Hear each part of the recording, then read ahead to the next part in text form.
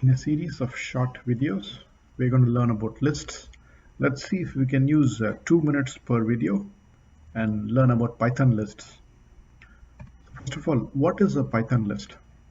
In this case here, an example. This is a list. The name of the list is cars, and there are actually 6 cars here that I have listed, as you can see here. But because Python is 0 indexed, it goes from 0 through 5. Okay, so 0, 1, 2, 3, 4, 5. So again, a Python list is nothing but a comma separated collection. So a list is a collection. It's a collection of items. And by convention, a list is put within square brackets. That way we know that we're talking about a list. Now let's go over to Python and take a look at it. So we are in Python now in a Jupyter notebook, and here is cars, which is exactly what we saw before. It's a list of cars that we put within square brackets, comma separated. So now if you just type cars, it'll print the list back to us.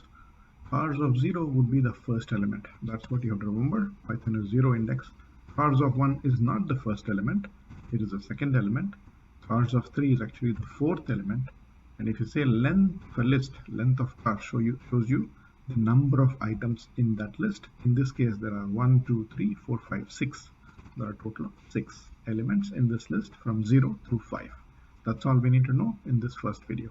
Thank you for watching.